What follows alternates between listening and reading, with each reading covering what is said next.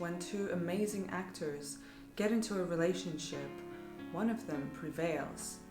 This might have been the case for Joanne Woodward and her husband of 50 years, Paul Newman. The spotlight was always on him, even though they collaborated on numerous films together. But I think Joanne held her own without her husband attached to her success.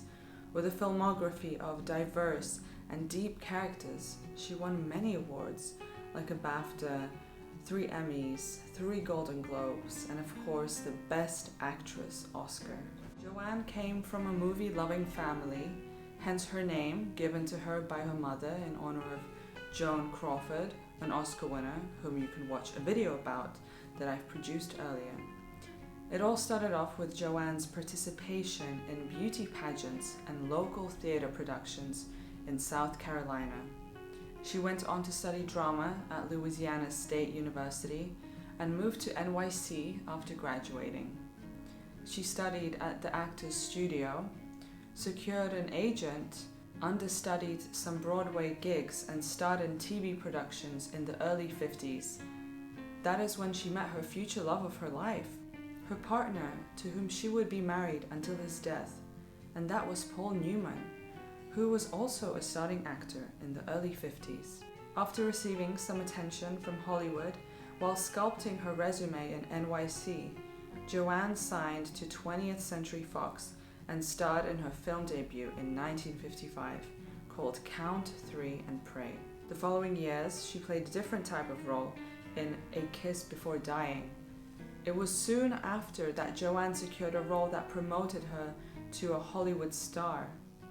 Paul Newman was on the same trajectory as Woodward. We can say they rose to prominence together. Only 3 years after Joanne's film debut, she was cast in a role that made headlines. She portrayed a woman suffering from multiple personality disorder in the film The 3 Faces of Eve. Joanne proved to the audiences her diverse acting range in such a complex undertaking.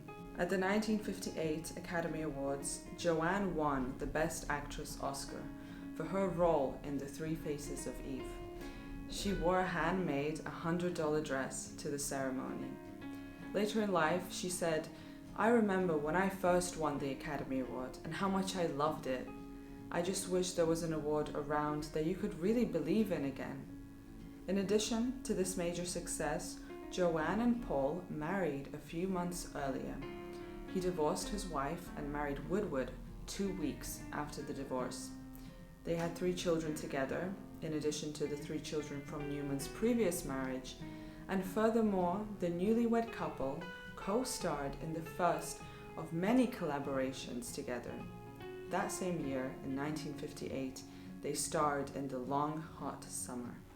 This union on screen was a winning recipe, so they continued to work together on more films like Rally Round the Boys in 1958, From the Terrace in 1960, Paris Blues in 1961, and A New Kind of Love in 1963. Nonetheless, Woodward still worked on films without her husband, like in The Fugitive Kind in 1960, opposite Marlon Brando and Anna Magnani. Newman and Woodward once again got together to work on his directorial debut in Rachel, Rachel, with Joanne as the lead in 1968. For this role, she was nominated again for the Oscar. Let's not forget that Joanne was nominated another 2 more times for the Oscar for her roles in Summer Wishes, Winter Dreams in 1973 and Mr. and Mrs. Bridge in 1990, which co-starred Newman again. The couple worked together in another highly praised Newman directorial called The Effect of Gamma Rays on Man in the Moon Marigolds in 1972. The 1970s brought more gems to Woodward's career. She worked on films made for TV. She starred in Sybil in 1976 opposite Sally Field, and she won an Emmy for her role in See How She Runs in 78, and even directed a few series at the end of the 70s and into the early 80s. And once the 80s rolled in, Joanne won 1 more Emmy for her role in Do You Remember Love in 1985. The screen adaptation of The Glass Menagerie in 1987 brought Woodward and Newman together once again. It is so evident just how bulletproof Joanne Woodward was. In the midst of her career that spanned for over 5 decades, she found a lifelong partner who also worked with her in many successful projects. She raised 3 children and contributed to philanthropic causes. She worked on Philadelphia opposite Tom Hanks, as well as Age of Innocence, both in 1993. By the end of her career, Joan Woodward did not back down from participating in acting projects. She focused more on stage productions and eventually directed plays for a local playhouse in Connecticut. She said this later in life, looking back, "Initially, I probably had a real movie star dream.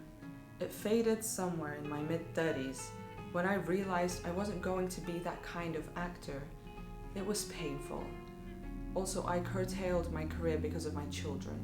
Quite a bit. I resented it at that time, which was not a good way to be around the children. Paul was away on location a lot. I wouldn't go on location because of the children.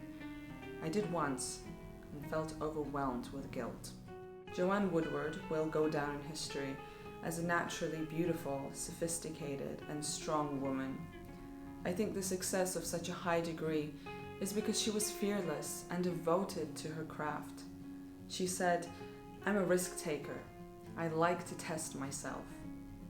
With lots of films, TV shows, and theatre performances, Joanne will always be remembered as a major influence in cinema through her compelling and bright performances.